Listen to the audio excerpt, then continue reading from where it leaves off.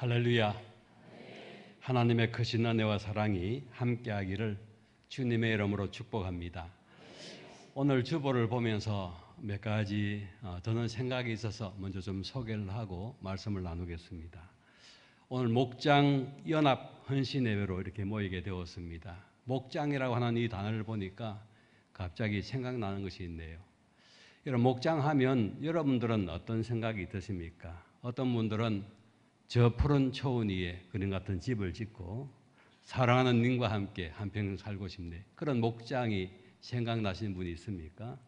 그렇게 노래 불렀던 분도 장로님이 되어서 아름답게 사역하고 있더라고요. 또 한 가지는 목장하면 시편 23편의 말씀처럼 어떻게 시작하죠? 여호와는 나의 목자시니 내가 부족함이 없으리로다. 그가 나를 푸른 풀밭에 누이시며 실만한 물가로 인도하시는도다 하는 시편의 말씀이 기억이 납니다. 푸른 초장하면 주님께서 저와 여러분들을 푸른 초장으로 인도해서 만나는 음식을 먹게 하고 또 보호하고 인도하신다는 생각이 이 목장이라는 단어에 이렇게 들어가 있습니다.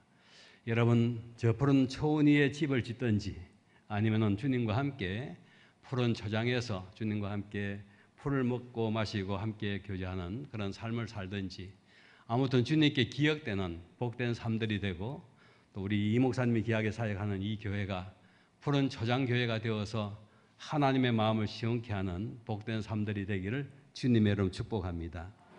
두 번째는 오늘 순서 맡은 분들 이름을 보니까요, 이검주 집사님, 이 김동주 집사님, 그래서 검동이 이렇게 있어요. 그래서 시온 차양대가 은인가 하고 보니까 은은 아니더라고요. 시온이더라고요. 그래서 금은동이 있는 교회가 됐으면 좋겠다.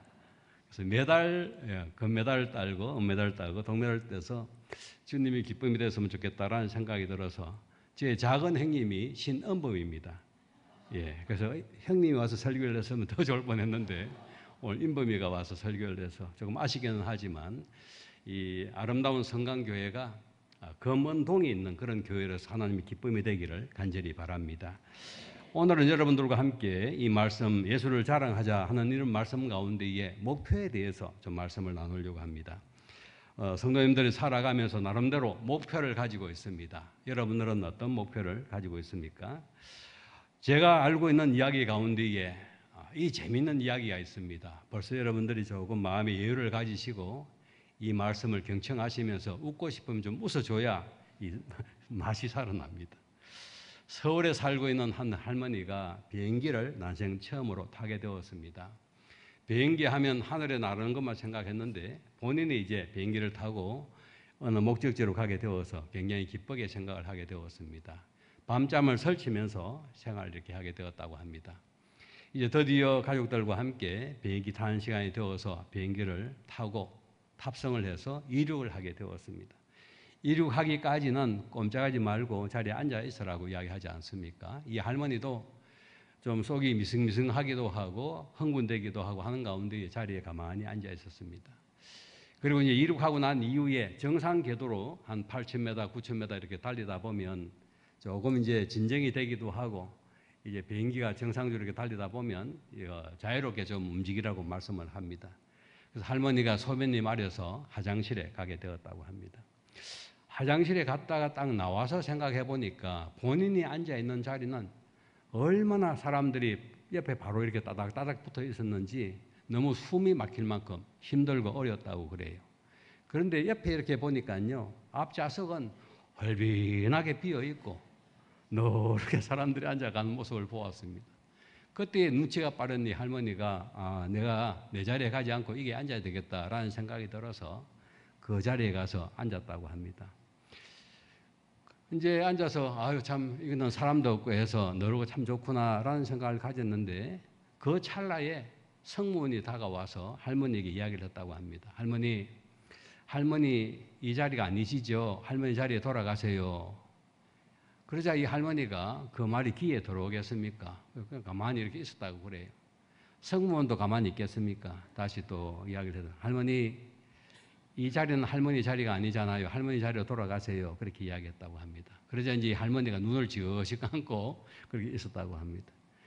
그래도 대한민국은 삼시세판이지 않습니까?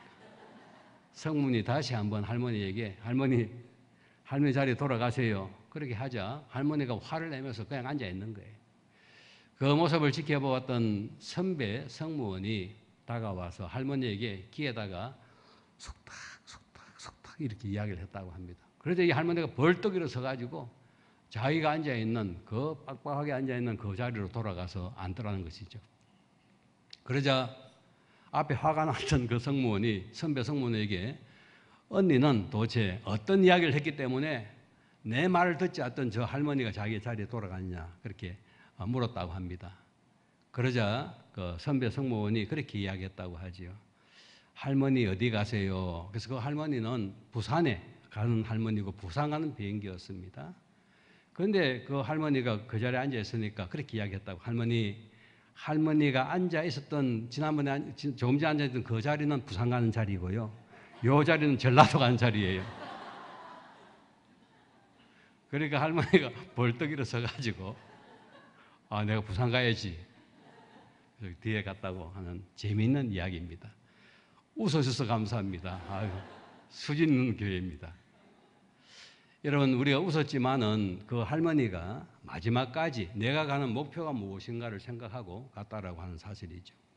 사실은 교회에도 목표가 있고요. 가정에도 목표가 있고 개인에게도 목표가 있습니다. 그 목표가 무엇이냐에 따라서 행동이 달라지는 것을 보게 되죠.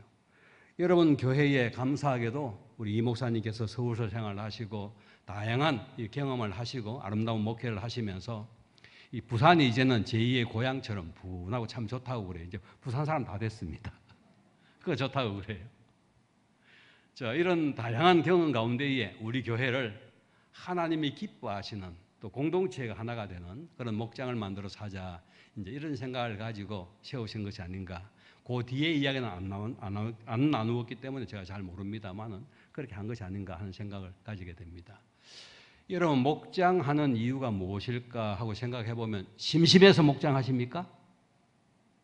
아니면은 시간이 남아서 목장하십니까? 아니면 지식을 얻기 위해서 목장을 하십니까? 아니면은 이 목자가 너무 귀찮게 해서 그 목장을 하고 있습니까? 그런 이유는 아닐 거예요. 목장하는 이유가 무엇일까? 어떻게 하든 간에 하나님을 기쁘시게 하고 주님 마음에 합해서 영혼을 구원해서 주님 제자로 만들어가는 교회가 되고 나도 그런 삶을 살아가자. 동의하시면 아멘. 이런 마음으로 여러분들이 이 목장 제도를 만들어서 그렇게 하나님 앞에 나간다는 생각을 가지게 됩니다. 그렇습니다. 우리의 목표가 무엇이냐라고 할 때에 우리끼리 잘 놀자. 우리 마음이 맞으니까 뭐든지 우리가 행복하도록 만들자. 여기에 목적이 있는 것이 아니라 주님의 마음을 시원케 하는 데에 마음을 가지고 나아가기 위해서 목장 제도를 만들고 교회에서 또 나이별로 또 연령별로 아니면은 또 뭐 여러 가지 이렇게 기준에 따라서 이런 제도를 만들어 하나님을 섬길 수 있도록 만드셨다는 생각이 듭니다. 여러분 오늘 말씀을 보시면 비록 목장은 아닙니다만은 이분들이 하나님의 교회를 세울 때에 우리 전체가 다 하나님의 종입니다, 자녀입니다라고 이야기를 할 수 있지만 세분화시켜서 일들을 하게 되지 않습니까? 여러분 사도행전 이 말씀을 아마 1장에서 28장까지 여러분들이 많이 읽었으리라 생각을 합니다. 이 말씀을 읽으면 읽을수록 너무 재미있고 너무 흥미롭습니다. 한 가지 한번 질문해 볼까요? 이 사도행전을 다른 말로 하면 어떤 행전이라고 이야기합니까?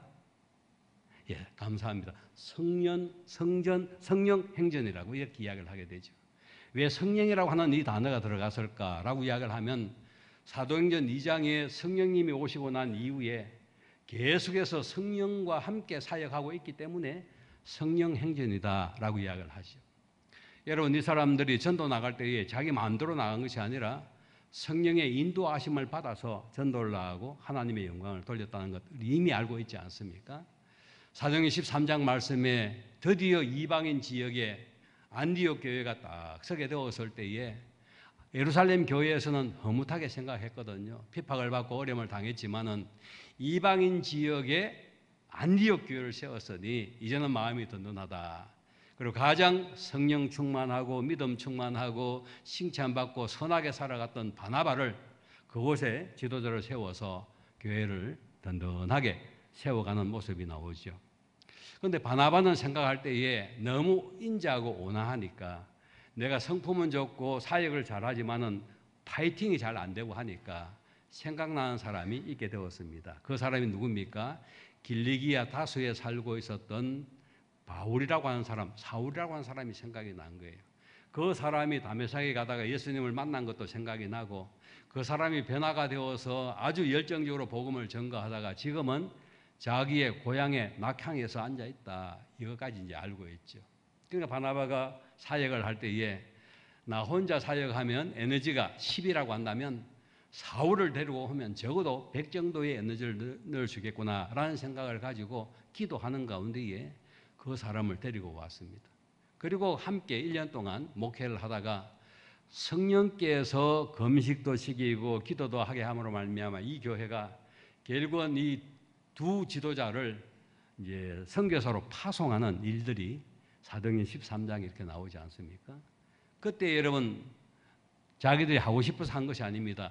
성령께서 시키는 일에 따라서 하나님 나라를 위해서 이 사람들을 각 나라에 나가서 전도할 수 있도록 그렇게 했다라고 말씀. 그것이 바로 성령의 인도하심을 받았다라는 것을 알게 되죠. 뿐만 아니라 여러분 바울이 2차 전도 여행할 때에 드로아라는 곳에 가게 되어서 자기는 지금 말하면 투르키에 터키 지방에 이제 전도하기를 원했는데 성령께서 마게도냐 한상을 보게 해서 물 건너 와서 다시 말하면 유럽에 와서 복음을 전가하라고 성령님이 인도하게 된 거예요. 나는 아시아 지역에 나는 아시아인으로서 아시아 지역의 사람들에게 복음을 전가하는 것이 좋겠다라고 생각했지만 성령이 물 건너 와서 전가하라고 하니까 그 속에 알겠습니다 하고 성령에 따라서 마게도니아 지역으로 나아가 복음을 전한 거 여러분 기억하고 있지 않습니까? 이와 같이 성령님이 인도하심에 따라서 나아갔던 교회가 바로 사도행전에 나와 있는 교회라고 생각해 보면 이 성령님의 역사가 얼마나 큰지를 알게 되죠. 그런 측면에서 목자라든지 목녀라든지 아니면은 교회 구역이라든지 아니면 기관이라든지 우리 모두가 다 하나님의 일꾼인 줄로 믿습니다. 내 생각은 이렇습니다. 그것이 아니라 주님 생각이 그러면 알겠습니다. 그렇게 하겠습니다. 이것이 바로 성령에 따라서 살아가는 삶의 모습이지 않겠습니까? 초대교회는 그와 같은 모습이 사도행전의 역사로 그렇게 기록이 되고 있는 것이죠. 또 여러분 한 가지 더 질문을 한번 해볼까요? 그러면 이 사도행전을 성령행전이라고 이야기를 하면서 이 성령에 대한 역사, 은혜들 이런 말씀들을 기록한 사람은 누가일까요? 누가 기록했을까요? 감사합니다. 아유, 실력이 탁월하십니다. 다한테 눈치가 있는데 이건 실력이 탁월하세요. 누가라고 하는 사람이 사도행전을 기록하게 되었어요. 그럼 누가라고 하는 사람은 사도행전뿐만 아니라 또 어느 행전을 기록했을까요? 어느 복음을 기록했을까요? 누가복음을 기록했어요. 목사님 행복하시겠습니까? 이 정도 같으면 설교 안 하고 집에 가도 될 것 같습니다. 예. 누가라고 하는 이 사람은요, 바울과 함께 선교 사역을 했던 사람인데 성령의 역사가 무엇인지를 알고 뜨거운 가슴으로 함께 바울과 사역했던 사람이 그 사람에게 하나님께 지혜를 주셔서 선교를 마무리하는 그때쯤 돼서 이 누가복음을 기록해서 모든 사람들에게 우리는 성령에 의해 살아갑니다. 이런 말씀들을 전가하게 된 것이죠. 그래서 예수님을 전가할 때도 요한복음, 누가복음에 말씀해 보면 예수님이 어떤 사역을 했는가 구체적으로 이렇게 전가한 것을 보게 됩니다. 뭐 이런 이야기를 하려고 하면 시간이 많이 가니까요. 그런 것들은 다 거두절미하고 그런 가운데에 초대 교회에서 예루살렘 교회에서 안디옥 교회를 세웠고 안디옥 교회에서 또 사역을 하는 가운데에 바울과 바나바가 전도하러 나가게 되었다. 이제 그 정도까지 제가 말씀을 드렸어요. 그 모든 것들은 성령의 인도하심을 받았다라고 말씀을 드렸습니다. 그러면 여러분 사람들 마음 가운데서는 편하게 지내려고 하는 마음이 있습니다. 교회에서 신앙생활을 할 때에 좀 편하게 하려고 하는 마음이 있습니다. 또 봉사하려고 할 때에 편하게 하려고 하는 마음이 있습니다. 또 구역을 섬기거나 목장을 섬길 때 좀 편하게 하려고 하는 마음이 있습니다. 봉사하기보다는 편하게 있겠다라는 생각이 많이 들게 되죠. 저도 서울에서 사역을 한 적이 있습니다. 몇천 명이면 큰 교회에서 제가 목회를 한 적이 있었는데요. 물론 담임 목사는 아니고 부교육자로 있었습니다. 그때 여러분 몇천 명이 모이다 보니까 아무래도 성도님들이 큰 교회 많이 이렇게 오게 되지요. 그 오시는 분들 가운데에 어떤 분들은 나는 도안대 출신입니다. 그 말은 무슨 말입니까? 나는 숨어서 이렇게 움직이는 사람들. 그래서 자기 흔적을 드러내지 않고 자기 존재를 드러내지 않고 흔적도 없이 바람과 함께 교회 왔다가 사라져버리는 사람들. 이런 사람들을 보안대 출신이라고 하거든요. 이 교회는 아무도 없죠. 그런 분들은 그냥 큰 교회라서 아무 일을 나한테 안 시키기 때문에 편하게 예수 믿겠다라는 그런 마음들이 있는 분들이 다 그런 것은 아니고요. 일부 그런 분들이 있게 되는 거예요. 사실은 우리가 하나님을 섬기고 봉사할 때에 우리의 마음 가운데서는 하나님의 영광을 위해서 살아가게 될 때에 헌신이 필요한 줄로 믿으시기를 바랍니다. 수고와 땀이 있어야 되는 줄로 믿으시기를 바랍니다. 주님을 위해서 아름다운 마음을 드러내는 구제와 섬김이 드러나야 되는 줄로 믿으시기를 바랍니다. 이런 목표가 바로 하나님 나라를 이루어 나가는 데에 있어야 된다, 그런 말이죠. 그것이 나의 목표가 아니라 주님 자랑을 하기 위해서 살다 보면 자연스럽게 그런 일들이 나타나게 되는 것입니다. 그래서 예루살렘 교회가 이 일을 잘 감당하다가 여러분 생각해 보시면 베드로가 설교를 하면은 막 5,000명이 들어오고 3,000명이 들어오고 하니까 정신을 못 차리잖아요. 그래 하다 보니까 조금 중간에 약한 부분들이 나타나게 된 것이죠. 그래서 사도행전 6장 말씀해 보면 너무 약한 부분들 때문에 원망이 생기고 아픔이 생기고 질고가 생기니까 우리 이렇게 하지 말자. 그렇게 해서 지도자들이 우리는 말씀하고 기도하는데 전무할 테니까 일꾼들을 세워서 그 사람들로 하여금 행정을 처리하고 행정을 담당하고 구제하고 했으면 좋겠다.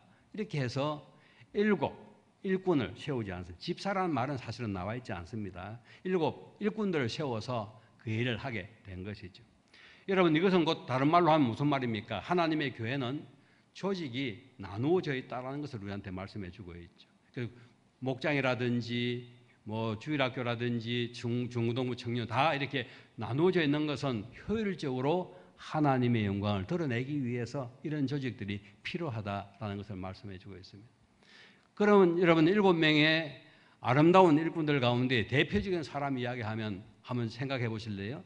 어떤 사람입니까? 스데반. 그 다음엔요 빌립 이렇게 생각이 나잖아요. 스데반이라고 하는 이 사람은 말을 잘했던 것 같아요. 열정이 있었던 것 같아요. 마치 베드로와 같이 열정적인 그런 삶을 살아갔던 느낌이 있습니다.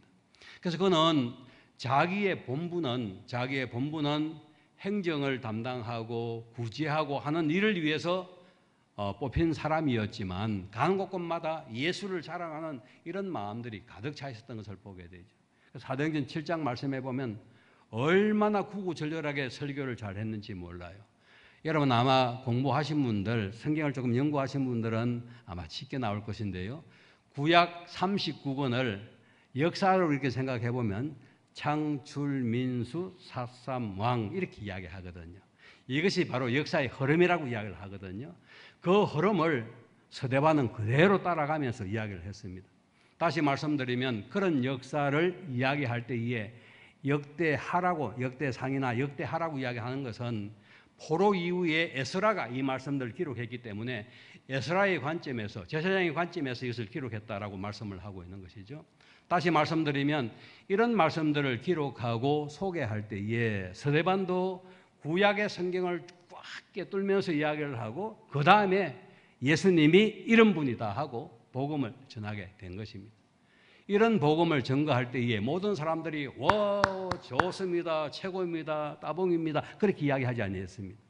그렇게 성령께서 함께하는 사람들은 마음에 감동과 감화가 있어서 따라가는 사람이 있었지만은 일부 사람들은 눈 동자를 왔다 갔다 하면서요 눈을 부러지고 또 이렇게 막 서로가 눈빛을 주고받으면서 가만히 있으면 안 되겠다 얼굴이 막 우르륵부르륵 하는 사람들이 생기게 된 것이죠. 그렇게 해서 스데반이 설교할 때에 결국은 돌로 쳐서 적결 심판을 냈던 것이 사도행전 7장에 이렇게 나오지 않습니까? 보니까 여러분 설교도 얼마나 길게 했는지 여기 보니까요 1절에서 53절까지 설교를 했더라고요. 그래서 저는 설교를 길게 안 하려고 합니다. 길게 했다가는 막 이렇게 큰일이 나기 때문에 길게 안 하려고. 아무튼 여러분, 서대반이 예수 자랑하다가 순교를 당하게 되었습니다. 그러면 얼마나 가슴이 아픕니다. 우리 교회에서 다음 세대 일꾼들을 선교지로 보냈는데 선교하러 갔다가 바로 거기에서 문제가 생겼다라고 했을 때에 여러분들은 그 일에 대해서 어떻게 받아들이겠습니까? 아니 목사님, 철저하게 좀 계산해가지고 그렇게 좀 보내시지요. 왜 이런 일이 선교하자마자 일어납니까? 혹시 그렇게 말씀하실 분은 안 계신가요? 장로님들은 뭐 했습니까? 이런 일이 있게 된다고 한다면 사전에 모든 것을 조사하고 안전과 모든 것을 다 준비해가지고 그렇게 해야 될 텐데 그렇게 했습니까? 이런 마음이 생기지 않겠습니까? 또 그 가정은 어떻습니까? 우리 가정에 이번에 이게 보냈다가 이런 문제가 생겼는데 얼마나 여러분 화가 나는 이야기를 들을 수가 있겠습니까? 우리 교회도 몇 년 전에 필리핀에 보냈는데 안전에 문제가 생겨가지고 아이가 7개 이가 이렇게 손상이 가는 문제가 생겼어요. 그래서 4개가 빠지고 3개는 참 어렵게 살리는 그런 일이 있었는데 이것 때문에 교회가 많이 어려웠거든요. 몇 천만 원 돈 해주고 그것 때문에 많은 말들이 생기기도 하고 그런 일이 벌어지거든요. 하물며 사람이 상해도 그런 이야기가 있는데 사람이 죽으면 어떻게 되겠습니까? 초대 교회에서 귀한 일꾼들을 세웠는데 예수를 자랑했는데 그 사람이 죽어버리면 얼마나 말들이 많겠습니까? 그런데 성경에서는 모든 입을 다 항구하고 이 스데반이 죽고 난 이후에 드디어 하나님의 나라가 어떻게 이방인에 증거되는가를 계속해서 증거하고 있거든요. 생각해 보십시오. 오늘 본문은 빌립이 예루살렘을 떠나서 어디로 갑니까? 사마리아 가서 복음을 증거하다가 다시 예루살렘으로 내려서 가사로 가는 길목에서 한 사람을 만나서 전도하는 내용이 오늘 본문에 나와 있잖아요. 서대반이 순교하고 난 이후에 사마리아 전도 길이 확 열리게 된데 거기에 빌립이라고 하는 사람이 사용되었다 그 말이죠. 뿐만 아니라 여러분, 사울이라고 하는 사람은 이빨을 갈았던 사람입니다. 또한 서대반이 죽을 때에 팔짱을 끼면서 그래 저 사람은 잘 죽어야 돼, 마땅히 죽어야 될 사람이야, 그리고 돌을 던져도 힘차게 던져서 완전히 박살이 나도록 해, 이런 마음을 가지고 있었던 사람이지 않습니까?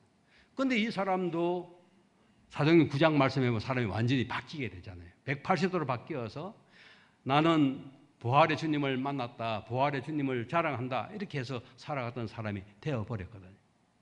그리고 또한 여러분, 안디옥 교회에 복음이 전파되어서 그 지역에서 교회가 만들어진 것, 서대반이 순교하고 난 이후에 복음이 확장될 때에 온 유대와 사마리아와 땅끝까지 가는데 사마리아 지역을 통과하기도 하고 안디옥 지역에서, 그리고 이 사람들이 로마까지 가서 복음을 증거하는 모습들이 나오지 않습니까? 이 모든 것들이 성령의 인도하시는 줄로 믿습니다. 그들의 목표가 무엇이었습니까? 나 잘 먹고 잘 살자, 내 이름 드러내자, 우리 행복하자, 거기에 목적이 아니라 예수님을 증거하는 것, 예수님을 자랑하는 것이 그의 목적인 줄로 믿습니다. 오늘 읽었던 본문도 여러분 보시면 26절 말씀에 주의 사자가 빌립에게 말씀을 합니다. 가사로 내려가라, 그렇게 이야기를 하게. 주의 사자는 그 밑에 말씀에 보니까 성령이다라고 이야기하고 있지 않습니까? 29절 말씀에 성령이 빌립더라라고 이야기해요. 주의 사자 성령이 지금 이 빌립을 계속해서 활동하게 만들었다라고 말씀하고 있습니다. 여러분, 성령이 활동하실 때에 내가 가기 싫은 곳에 가게 되는 것도 성령님의 인도하심을 받으면 갈 수 있는 줄로 믿습니다. 내가 하고 싶지 않는 일이라고 할지라도, 부엌이라고 할지라도, 아니면은 목장의 구역, 목자라고 할지라도, 또 아니면 거기에 도와주는 스텝이라고 했다고 할지라도 성령께서 보내면 감사합니다. 날 이곳에 하나님께서 보내주셨군요 라고 지금 이야기하는 것이 바로 빌립이다, 그런 말이죠. 오늘 이 자리에 있는 저와 여러분들이 빌립이 가진 이 믿음처럼 성령의 인도하심을 받아서 주여 나를 보내시옵소서, 내가 가겠나이다, 어디든지 가겠나이다, 순종하겠습니다, 이런 믿음을 가지고 나아가시는 복된 성도가 되기를 간절히 바랍니다. 여러분, 그곳에 가서 놀라운 일을 만나게 됩니다. 27절 말씀에 보면 어떤 사람을 만나게 됩니까? 에디오피아의 사람, 여왕 간다기의 국고를 맡은 관리인 넷이라, 이렇게 이야기했죠. 넷이라고 하는 의감이 좋지 아니해서는 재무장관이라고 좀 표현을 하겠습니다. 재무장관을 만나게 되었습니다. 높은 관직에 있는 이 사람이 예루살렘에 올라왔다가 내려가는 길에 성경을 읽게 되었는데 그 성경 내용 가운데 이사야 53장 말씀을 읽었다 그 말이죠. 그 모습을 빌립이 넌저시 쳐다보고 있습니다. 그런데 이 사람이 그 성경을 읽으면서 만일 다 깨달았다고 한다면 입가에 미소가 있고 그리고 굉장히 좋아하는 모습을 보게 될 텐데 그 성경을 읽으면서 그 말씀을 읽으면서 어딘지 모르게 수심이 가득한 모습을 보게 된 거예요. 그러자 여러분 빌립이 찬스다 생각하고 그 틈새를 이용해서 나아가서 이야기를 합니다. 그것이 바로 여러분 30절 말씀인데 우리 같이 한번 읽어보십시다. 빌립이 달려가서 선지자 이사야의 글 읽는 것을 듣고 말하되 읽는 것을 깨닫느냐. 할렐루야. 이 말씀이 이사야 53장 예수님이 사지로 끌려가는 그 내용의 말씀을 읽고 있는 거예요. 그러니까 이 이디오피아 이 재무장관이 어떻게 이 말씀을 알 수가 있었겠습니까? 이 말씀을 읽어도 잘 알지 못하고 그냥 이 말이 무슨 말이지 하는 생각이 들게 되었을 때에 성령의 인도하심을 받았던 빌립이 가서 지금 당신이 읽은 성경이 바로 이런 말씀입니다 라고 하면서 설명을 해주고 있는 것입니다. 그것이 바로 32절 말씀이죠. 그가 도살장으로 가는 양같이 끌려갔고 털 깎는 자 앞에 있는 어린 양이 조용한 같이 그의 입을 열지 아니하였도다. 그가 굴욕을 당하였을 때 공정한 재판도 받지 아니하였으니 누가 그의 세대를 말하리요. 그의 생명이 땅에서 빼앗김이로다. 예수님의 삶에 대해서 이렇게 구약 성경에 있다라는 것을 이야기를 합니다. 그래서 눈치가 빠른 내시가 이야기합니다. 재무장관이 34절 말씀에 뭐라고 이야기합니까? 그러면은 이 말란 사람이 누구를 가리킵니까? 자기 자신을 가리키는 겁니까? 타인을 가리키는 겁니까? 하고 질문을 하게 됩니다. 그때에 빌립이 본인이 받았던 그 은혜, 부활의 주님, 그 사랑을 기억하면서 이제 예수님에 대해서 말씀을 해주고 있다는 말이죠. 그래서 여러분 오늘 말씀의 제목이 구주 예수를 자랑하라 하는 이것이 바로 오늘 말씀의 제목이에요. 빌립이 지금 예수님을 자랑하고 있습니다. 한번 따라해 볼까요? 예수님을 자랑합시다. 어떻게 예수님을 자랑하는지 같이 한번 볼까요? 예수님은 구약 시대에 하나님이 약속했던 분이십니다. 믿으시면 아멘. 그거 지금 자랑하고 있는 거거든. 당신이 읽었던 이사야 53장은 그냥 53장이 아니라 하나님께서 메시아를 주시겠다라고 약속했던 그 약속대로 예수님이 왔습니다라고 이 에티오피아의 사람에게 이야기를 하고 있어요. 에티오피아는 구스라고 하는 땅이지 않습니까? 구스라고 하는 땅. 지금은 에티오피아 이렇게 이야기를 합니다. 여러분 이 사람이 이 말씀을 읽으면서 깜짝 놀란 거예요. 지금까지 성경을 읽고 예배를 드리고 했는데 예수님에 대해서는 잘 알지를 못했는데 이 말씀을 들으니까 너무 가슴에 탁 와닿는 거예요. 그러므로 말미암아 이 사람이 그렇구나. 지금 내 앞에 있는 이 사람이 전하는 그 복음이 내가 그렇게 알고 싶었던 예수님이구나 하는 것을 깨닫게 되었다는 말이죠. 그 예수님은 그냥 인간이 만든 그런 신이 아니라 하나님이 태초부터 준비했고 구원시키려 했던 그 예수님이 이 땅에 오셔서 구원자로 저와 여러분 구원하신 줄로 믿습니다. 이 이야기를 들으면서 너무나 이 재무장관이 행복한 모습을 가지고 있다 하는 것을 봅니다. 그리고 나서 여러분 또 뭐라고 이야기합니까? 36절 말씀에 보면 길 가다가 물 있는 곳에 이르러 그 내시가 말하되 보라 물이 있으니 내가 어떻게 해요? 세례를 받음에 무슨 끄리낌이 있느냐. 세례 받고 싶다고 하는 거예요. 여러분 세례는 곧 무엇을 의미하고 있을까요? 예수님의 사람입니다. 징표가 이 세례 받는 것이거든요. 예수님은 세례 받았던 이유가 하나님의 아들입니다. 그것을 공적으로 내세운 징표라고 이야기를 한다고 한다면 이제 이 시대에 예수 믿는 저와 여러분들은 나는 예수님의 사람입니다. 예수께 속해 있습니다. 예수님이 내 피를 사해 주셨습니다. 이거 고백하는 것이 바로 이 세례 받는 것이거든요. 그러므로 여러분 목장이 해야 될 역할 가운데 한 가지는 주님의 마음을 시원케 하기 위해서 새 가족들을 인도해서 세례받게 하는 것, 하나님의 사람으로 만드는 것, 이것이 최고의 행복인 줄로 믿습니다. 이거 해보지 아니하면 잘 모르거든요. 여러분, 임신하신 분이 10개월 동안 아기를 임신하게 되는데요. 10개월 후에 아기를 출산할 때에 쉽습니까? 어렵습니까? 우리 남자 성도들 힘들다고 하잖아요. 힘들어요. 굉장히 힘들어요. 저도 아기가 3명입니다만은 저는 아기 출산이 쉬운 줄 알았어요. 집사람은 아이고 배야 하고 병원에 가면 그냥 쑥 나버린 거예요. 그래서 아기 낳는 건 참 쉽다라고 생각을 했어요. 그런데 여러분, 그 10개월 동안 약도 먹지 못하고 또 여러 가지 어려운 것들이 얼마나 많습니까? 몸이 자기의 몸보다 1.5배, 2배 정도 되면 이거 보통이 아니거든요. 지금은 제가 많이 철들었습니다. 아, 힘들었구나. 너무 힘들었구나. 여러분, 새로운 가족을 주님 앞에 인도하기가 쉽습니까? 어렵습니까? 굉장히 어려워요. 너무너무 힘들어요. 이 교회당을 보니까 제가 이 영도교회 오기 전에 다른 교회 담임 목사로 있었는데 지금 이 교회하고 똑같이 이런 구조로 되어 있었거든요. 1층, 2층으로 이렇게 딱 되어 있었는데 자꾸 그것이 생각이 나요. 근데 제가 섬겼던 그 교회도 조금 언덕 위에 있었거든요. 근데 전도를 하면 사람들이 뭐라고 이야기를 하냐 하면 하고 그 교회 높은 교회예요. 이렇게 이야기를 해요. 제가 볼 때는 높은 게 아니에요. 그냥 평지 같은데 다른 분들이 생각할 때는 높은 교회라고 하고 올라간다라고 이야기하더라고요. 목사님 이게도 그렇게 이야기합니까? 예. 그럼 우리 교회가 달랐네요.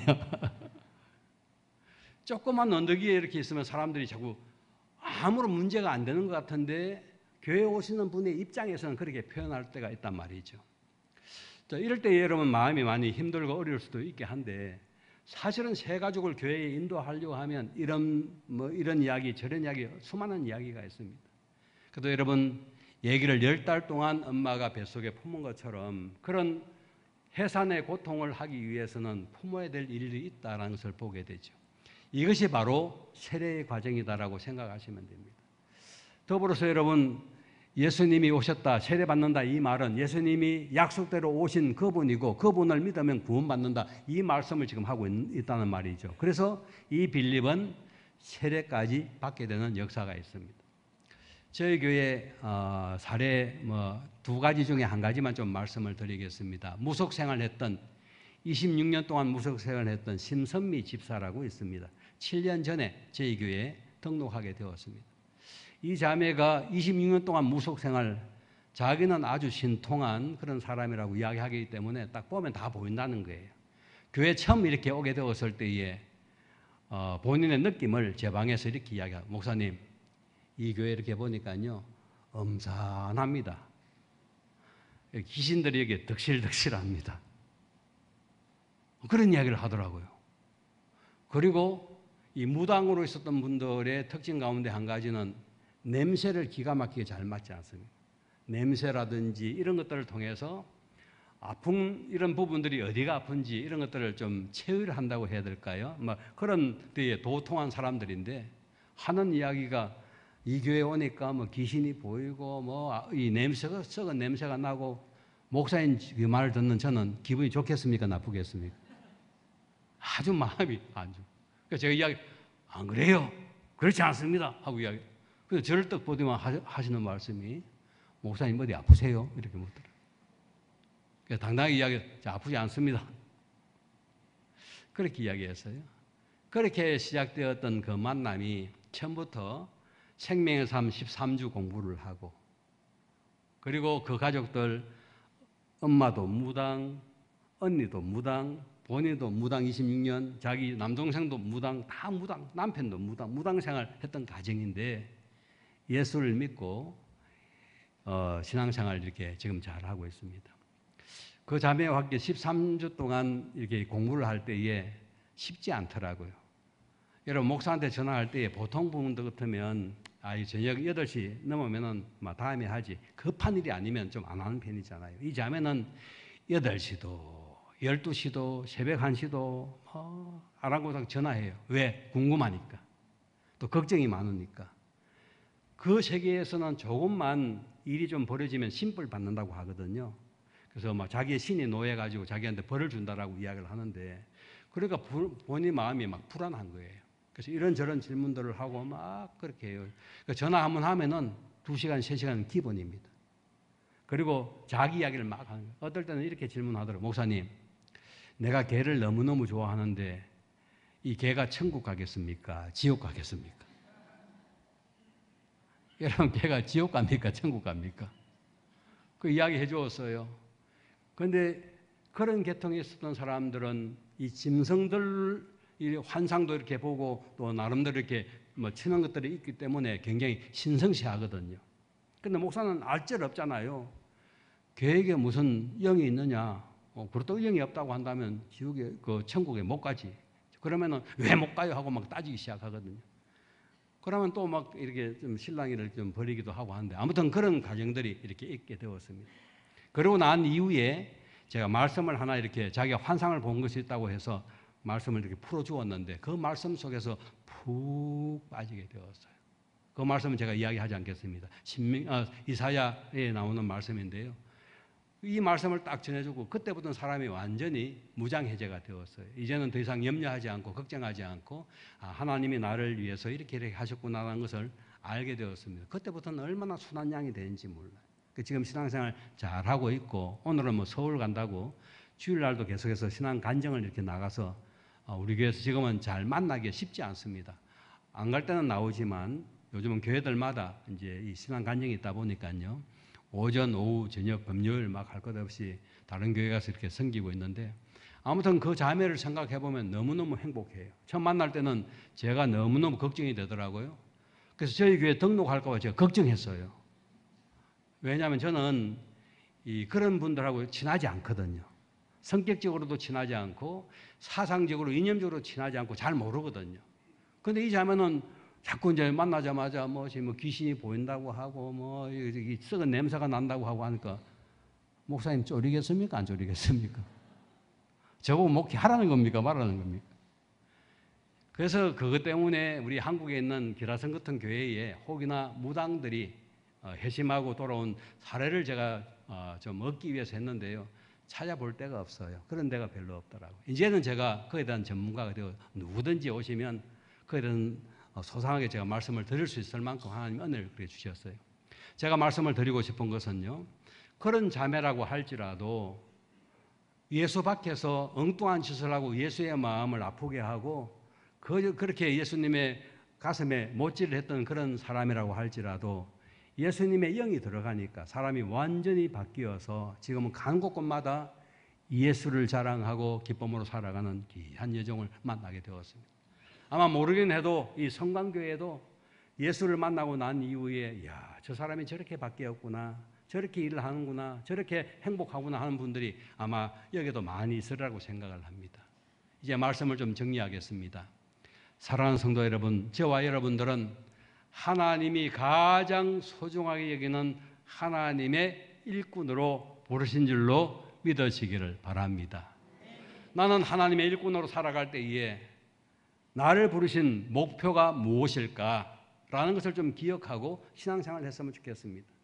하나님이 나를 성광교회에 불렀다고 한다면 어떤 하나님의 목표와 목적 가운데 불러주셨을까라고 생각해 보시면 걸림돌로 살아가라고 했는지 디딤돌로 살아가라고 했는지를 생각해 보시고 선한 영향을 끼치도록 나를 불러주시는지 악한 영향을 끼치도록 나를 불러주시는지 생각을 한번 해보시고 더 나아가서 예수를 자랑하면서 살아가고 있는지 예수를 불평하며 살아가는지를 한번 생각해 봐야 될 부분이죠. 오늘 본문 나와 있는 이 빌립은 여러 가지 힘들고 어려운 가운데서도 하나님이 광야로 내려가는 길에 가장 귀한 종을 만나서 하나님의 말씀을 해석해 줌으로 말미암아 구약 시대에 하나님께서 약속한 분이 계셨군요. 바로 그분이 예수님이시군요. 그분이 이 땅에 오셨군요. 나 그분 사랑해요. 나 그분 믿을 거예요. 나 그분 자랑할래요. 세례받고 믿음으로 나아갔던 그 아름다운 역사가 성강교회와 여러분의 목장에서 불불듯 일어날 수 있기를 주의 여러분 축원합니다.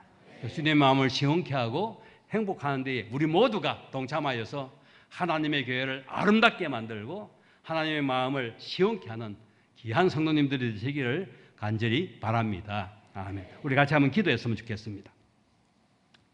반주 좀 부탁합니다. 여러분 기도하실 때에 이런 내용을 가지고 같이 한번 기도하십시다. 오늘 말씀을 들으면서 여러분들은 누구를 자랑하며 살아가고 있습니까? 나의 육신을 자랑합니까? 우리 가문을 자랑합니까? 우리 자녀를 사랑합니까? 예, 좋습니다. 자랑하십시오.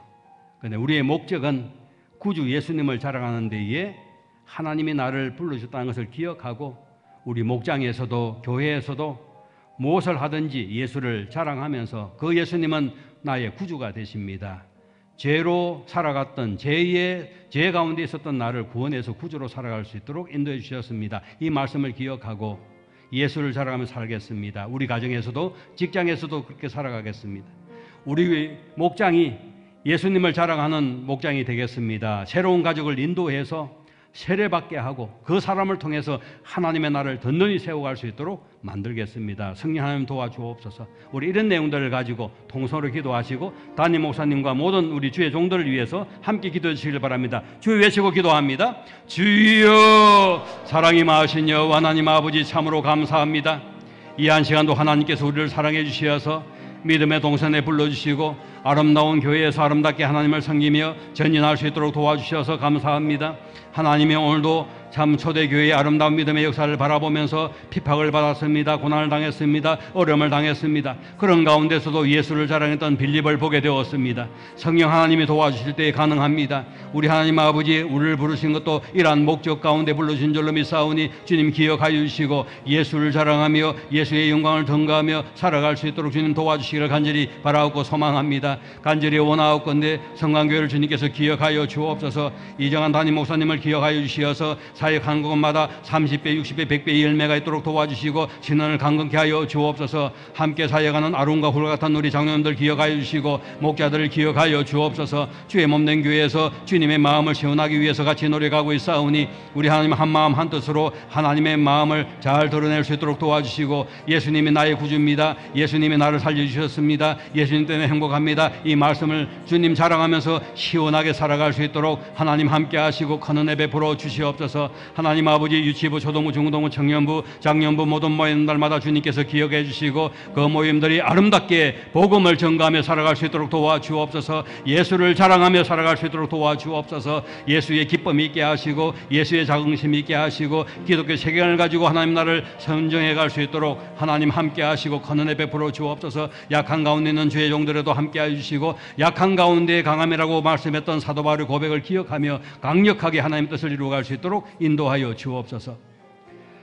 사랑이 많고 내가 많으신 하나님, 오늘 주일 오후 우리 목장 모임에 귀한 주의 종들이 함께 모여서 말씀을 듣고 빌립과 같이 하나님의 나라를 위해서 쓰임받고자 다짐할 수 있도록 도와주셔서 감사합니다. 광야로 보낸 것도 하나님의 뜻인 줄로 믿습니다. 재무장관을 만나게 하신 것도 하나님의 뜻인 줄로 믿습니다. 마찬가지로 성강교회를 만나게 하신 것도 하나님의 섭리와 은혜가 있는 줄로 믿습니다. 사랑하는 주의 종들이 이 교회를 위해서 눈물 흘릴 때마다 기억하여 주시옵소서. 금식할 때마다 하나님의 사랑이 드러나게 하여 주시옵소서. 담임 목사님과 장로님들과 모든 우리 구역 목장님들, 목자들과 모든 성도님들이 같은 마음으로 이 사역을 감당할 때에 하나님의 놀라운 뜻을 잘 드러낼 수 있도록 도우시고 세례받는 자가 날마다 되어가는 복된 교회 되게 하여 주시옵소서. 영혼을 구원하여 제자 삼는 교회가 되게 하여 주옵소서. 하나님의 뜻을 늘 전가함으로 말미암아 가장 행복하고 가장 아름다운 성도들이 성강교회에서 서로 격려하고 칭찬하는 공동체 되게 하여 주시옵소서. 우리 특별히 목자로 수고하는 주의 종들 기억해 주시어서 이 사역을 감당할 때마다 속이 상할 때가 있습니다. 힘들 때가 있습니다. 눈물 흘릴 때가 있습니다. 약속을 어긴 것을 보면서 가슴 아플 때가 있습니다. 그것을 보지 않게 하시고 그 너머 하나님의 섭리를 보는 영안 있는 우리 목자들이 되게 하여 주시옵소서.